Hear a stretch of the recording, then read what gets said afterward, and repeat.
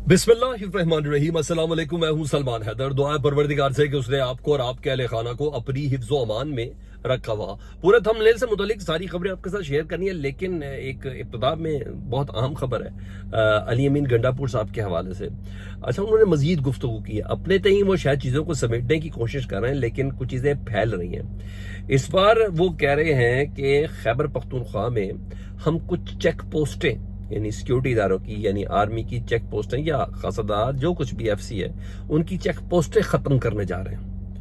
और क्योंकि हमारे यहाँ जिरगा सिस्टम है और हम इसे फ़ाल करना चाहते हैं, चेक पोस्टों की वजह से अवाम को मुश्किलात का सामना करना पड़ रहा है, ये वो कहते हैं, या करना पड़ सकता है, वो ये कह रहे हैं। और मेरे लिए ये स्ट्रेंज खबर इसलिए क्योंकि आजकल आपको पता है दहशतगर्दी बहुत है, और दहशतगर्दी का मुंबा खैबर पख्तूनख्वा है, और सबसे बड़ा चैलेंज खैबर पख्तूनख्वा को इस सिलसिले में। इसके बावजूद चेक पोस्टों को ख़त्म करने का फैसला, ये डेफिनेटली मेरे लिए बड़ी मानी खेज है कि हमारा जरगा सिस्टम है। और या तो ये बात उन्होंने अली अमीन गंडापुर साहब ने इदारों के साथ मुशावरत के बाद की है, क्योंकि पिक्चर एक दूसरी भी है ना। उसके बाद वो करें कि चेक पोस्टें ही खैबर पख्तूनख्वा से ख़त्म करने के, जरगा सिस्टम इन चीज़ों को देखेगा। ये हैरान कुन बात है। या तो सिक्योरिटी इदारों को लूप में लिया हुआ, और अगर उन्होंने सिक्योरिटी इदारों को लूप में नहीं लिया तो इसका मतलब है कि फिर सिक्योरिटी इदारे देखेंगे कि कैसे इसको रद्द-ए-अमल देना है, वो इस ऐलान को कैसे देखते हैं। क्योंकि ये तो कोई शक नहीं है इसमें कि पिछले कुछ अरसे से, को महीना डेढ़ महीने से खैबर पख्तूनख्वा के नमाही इलाकों में सिक्योरिटी इदारों को लेके, उनकी चेक पोस्टों को लेके बहुत बड़े बड़े एहतजाज हुए हैं, जो मेन स्ट्रीम मीडिया ने तो नहीं दिखाया ना, लेकिन सोशल मीडिया पे वो एहतजाज, वो रुकावटें, वो सिक्योरिटी इदारों की गाड़ियों के आगे खड़े हो जाना, ये बहुत ज़्यादा चीज़ें हम लोगों ने देखी हैं। तो बहरहाल अब देखना ये है कि इसका क्या इम्पैक्ट आता है। ये कोई छोटी स्टेटमेंट नहीं है कि हम चेक पोस्टें ख़त्म कर रहे हैं, या तो इजाज़त से है, और हमारे यहाँ सिस्टम जरगा सिस्टम है, सिक्योरिटी की चेक पोस्टों से अवाम को मुश्किलात का सामना है। ये तमाम जुमले मेरे लिए बहुत ज़्यादा हैवी हैं, तो मैंने कहा मैं आपको बता दूं। हाँ, इसके अलावा जो पॉलिटिकल गुफ्तगू अली अमीन गंडापुर साहब की, वो भी मैं आपको बता देता हूँ। वो कहते हैं लाहौर का जलसा हमने हर हाल में करना, और हम बिल्कुल तैयार हैं। हमने एनओसी के लिए बाकायदा तौर पर अप्लाई किया हुआ है, दरख्वास्त दी हुई है। देखते हैं वो एनओसी में मिलता है, नहीं मिलता, ना मिले तब भी, मिल जाए तब भी, हमने जलसा हर हाल में करना है। यहाँ दूसरा, उन्होंने खैबर पख्तूनख्वा के गवर्नर फैसल करीम कुंडी साहब को रिस्पॉन्ड किया। कल फैसल करीम कुंडी साहब ने कहा था ना कि वो अरकान पार्लियामेंट, यानी खैबर पख्तूनख्वा की असम्बली के जो MP हैं, उनसे गन पॉइंट पर तकरीरें करवा रहे हैं फौज के खिलाफ। ये उन्होंने लफ्ज इस्तेमाल किया था। तो उस पर अली अमीन गंडापुर साहब ने कहा कि उन सब लोगों ने बताया था ना कि जो इलेक्शन थे 8 फरवरी के, उस इलेक्शन में से रोकने के लिए, या जो कुछ भी थी वो फतारियां तब्दील करने के लिए, उनके साथ क्या हुआ। कुछ लोग उठाए गए थे, कुछ की प्रेस कॉन्फ्रेंस क्या थी, तो वो अपना इस्तबदाल बता रहे कि हमारा इस्तबदाल क्या था, हमने इतनी सख्तियां और सोबतें कैसे भुगती थी। तो इस पर अली अमीन गंडापुर ने गवर्नर KP के फैसल करीम कुंडी को रिस्पॉन्ड किया है। उन्होंने कहा वो दरअसल ना गवर्नर KP के इंपॉर्टेंस चाहता है, उसको हमने पहले ही KP के हाउस में बंद किया हुआ था, उसका KP के हाउस में जाना बंद किया हुआ था इस्लामाबाद में। अब गवर्नर हाउस ज़बरदस्त जगह है, ये सिर्फ और सिर्फ वहाँ वावेला मचा रहा है, और ये वेला मुंडा है।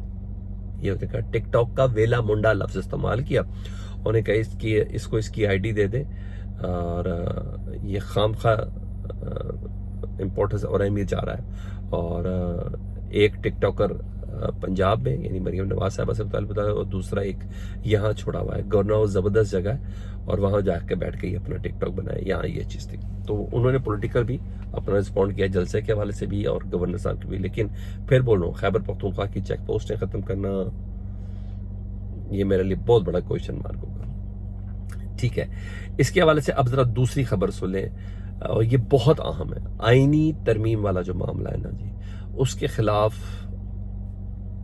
अब ये पेशरफ्त हुई है कि 16 रिटायर्ड सुप्रीम कोर्ट और हाई कोर्ट के जजेस, 16 रिटायर्ड सुप्रीम कोर्ट और हाई कोर्ट के जजेस ने सीनियर वकील रहनुमा मुनीर मलिक, जो पहले भी वकला तहरीक के रूह रवां थे एतजाज अहसन साहब के साथ, और सुप्रीम कोर्ट के वो वकील भी हैं, 16 रिटायर्ड जजेस ने मुनीर मलिक से रब्ता किया है और आईनी तरमीम को मुस्तरद किया है इन 16 रिटायर्ड जजेस ने। और हसनात मलिक साहब की खबर है, उसको कंफर्म भी किया मुनीर मलिक साहब ने कि बिल्कुल 16 जजेस ने रब्ता किया है। अब ये 16 जजेस सुप्रीम कोर्ट में पटिशन दायर करेंगे और इनको रिप्रेजेंट करेंगे मुनीर मलिक साहब, जिन्होंने पहले दिन ही मुनीर मलिक एज अ वकील कहा कि ये सुप्रीम कोर्ट के ऊपर हमला है, ये आईनी तरमीम, जिन्होंने पहले दिन ही कहा कि हमारी नज़र में 16 अक्टूबर को जो नया चीफ जस्टिस है वो मंसूर अली शाह साहब है। तो वो अब इन खबरों को कंफर्म कर रहे हैं। अब जब ये 16 जज दरख्वास्त लेके सुप्रीम कोर्ट में जाएंगे और आगे भी जज ही बैठे होंगे, तो सर फिर देखें, फिर मजा आएगा, फिर इम्पैक्ट ही बिल्कुल डिफरेंट होगा। असम्बली में तो जो हो ही रहा होगा, मगर जो जुडिशल एक्टिविस्ट हैं उनके अंदर ये वाली सोच और अप्रोच पाई जाती है। साबिक जजेस तक कह रहे हैं कि हमला है बाकायदा तौर पर लौंडी बनाने की, महकूम बनाने की सुप्रीम कोर्ट को कोशिश है। बाकी आपने KPK की बार देख ली, आपने बलूचिस्तान बार देख ली, आपने कराची बार देख ली, सारी देख ली कि ये सब बिल्कुल तैयार बल्कि पके हुए बैठे में ना। ऊपर से इधर वकला भी ये कह रहे हैं, वो कह रहे हैं हमारी तहरीक तो शुरू हो चुकी है। आपको पता है वकला के 2 ग्रुप हैं, हामिद खान ग्रुप और आसमा जहांगीर ग्रुप। हामिद खान साहब गुफ्तगू करते हैं, वो कहते हैं हम वकील इस अदालती निज़ाम के स्टेक होल्डर हैं, हम किसी और कोर्ट को मंजूर ही नहीं करेंगे। किसी और कोर्ट से मुराद ये जो आईनी अदालत लाना चाह रहे हैं ना 5 जजेस की, जिसमें काजी फैसल साहब को फिक्स करना है उन्होंने कहा हम किसी और कोर्ट को मंजूर ही नहीं करेंगे, हम सिर्फ और सिर्फ सुप्रीम कोर्ट को मानते हैं। ये ऐसी कोर्ट लाना चाहते हैं जिसमें ये अपने टाउट लाएंगे और इन्हें अपने मर्जी के फैसले इनसे करवाएंगे। कल हम मुकला का, कल 19 है ना, कल हम मुकला का नेशनल कन्वेंशन कर रहे हैं जिसका मकसद आईनी तरमीम को मुस्तरद करना है। अभी ना वक्त ऐसा ना हालात ऐसे हैं कि ऐसी तरमीम की जाए। हमारी तहरीक शुरू हो नहीं रही, हो चुकी है, ये हामिद खान साहब कह रहे हैं। अब देखिए कल वकला कन्वेंशन, उस वकला कन्वेंशन में जो सीनियर वकला की जो तकरीर है, उनकी गर्मी और अल्फाज का चुनाव है ना सर, ये भी बड़ा मैटर है। साबिक जजेस, वकला तहरीक, कन्वेंशन, ये सारी चीजें देखिए कहां से होल्ड कर रही हैं जी।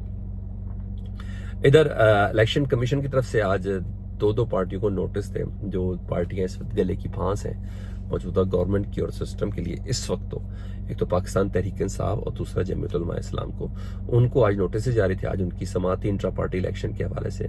सबसे पहले जमीयत उलमा इस्लाम का बता दूं तो जी, उन्होंने जमीयत उलमा इस्लाम ने ना इंट्रा पार्टी इलेक्शन के हवाले से ना 6 माह का वक्त मांगा और फिर 60 दिन का वक्त मांगा। तो chief election commissioner Sikandar Sultan आजा कहते ये तो बहुत ज्यादा है, तो हम तो आपके जो इंतखाबी निशान है उसको डी नोटिफाई कर देंगे और रुकनीत को डी नोटिफाई कर देंगे। तो यहाँ तक बातें तो उन्होंने की, इनमें इतना दम हो तो मजा आ जाए जमीयत उलमा इस्लाम के साथ ऐसा करें। जमीयत उलमा इस्लाम एक बार इलेक्शन कमीशन के बाहर आके खड़ी हो गई थी, ये लोग घर नहीं गए थे 24-36 घंटे। तो बहर अपनी तरफ से उन्होंने बड़ी धमकी तड़ी देने की कोशिश की है और उन्होंने कहा बहरहाल जमीयत उलमा इस्लाम ने कहा कि हमारा इलेक्शन कराना इतनी जल्दी मुश्किल होता है, हमारा बड़ा सिस्टम है। तो इलेक्शन कमीशन ने बहरहाल फैसला महफूज कर लिया। हाँ, वहाँ पाकिस्तान तहरीक इंसाफ को भी वार्निंग दी है। पाकिस्तान तहरीक इंसाफ के बैरिस्टर गौहर पेश हुए थे, उन्होंने कहा सबसे ज्यादा पाकिस्तान का बेहतरीन इलेक्शन कराया ही हमने। हमारे जो कुछ कागजात है जमा होने, तो हमने FIA ने जो रेड पिछले दिनों की थी, हमारे कागजात सारे लेके गए हुए। तो इनको भी बड़ी वार्निंग पाकिस्तान तहरीक इंसाफ को दी है, 2 अक्टूबर तक अपने दस्तावेजात जमा कराते हैं जी। तो यहाँ तो ये हुआ।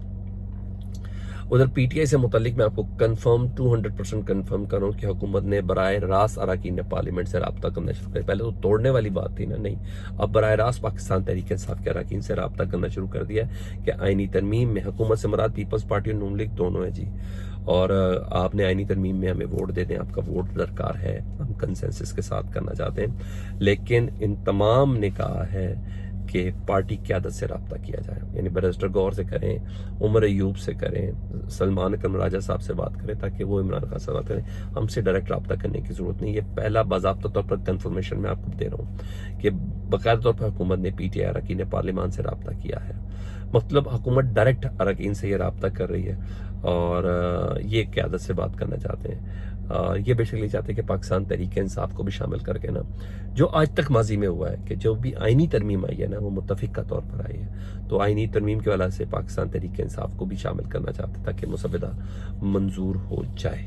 ठीक है, यहाँ ये चीज़ है। इधर उधर और खबरें वो अहम है। पाकिस्तान तहरीक इंसाफ का लाहौर का जो जलसा है उसको रुकवाने के लिए इस अक्टूबर का जो जलसा है उस 21 अक्टूबर का, उसको रुकवाने के लिए लाहौर हाई कोर्ट में एक दरख्वास्त दे दी गई है।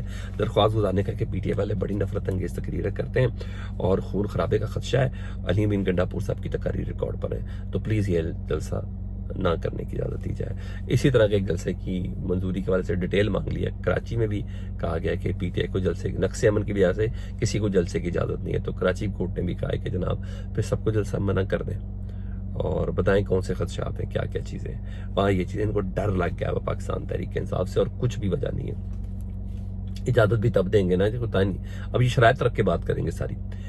इधर ये चीज़ है और यानी लाहौर हाई कोर्ट में पीटीआई के जलसे के खिलाफ दरख्वास्त चली गई है। रही बात तोशा खाना केस 2 की, तो जज इमरान खान साहब और बुशरा बीबी साहिबा की जमानत के हवाले से फैसला महफूज किया गया इस्लामाबाद हाई कोर्ट की तरफ से।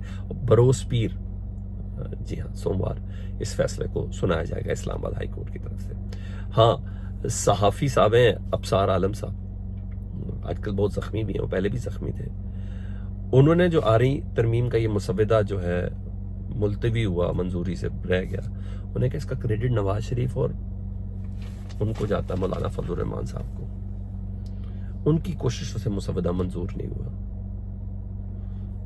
मान लूं तो फिर मेरी खबर दुरुस्त है ना कि नवाज शरीफ साहब को भी नहीं पता था कि मुसवदे में क्या है। ये बातें मेरी समझ में नहीं आती कि मौलाना फजल रहमान साहब ये कह रहे हैं कि हमें तो मुसवदा दिखाया ही नहीं गया। तो 15, 20, 30 मुलाकातें उन्होंने किसके ऊपर की हैं? जुबानी की हैं। ये बात मेरी समझ में नहीं आती। अगर आती है तो मुझे आप कमेंट सेक्शन में बताएं ताकि मैं कन्विंस हो सकूं। अपना बहुत ज्यादा ख्याल रखें जी। अल्लाहुम्मा सल्ली अला मुहम्मद व आले मुहम्मद।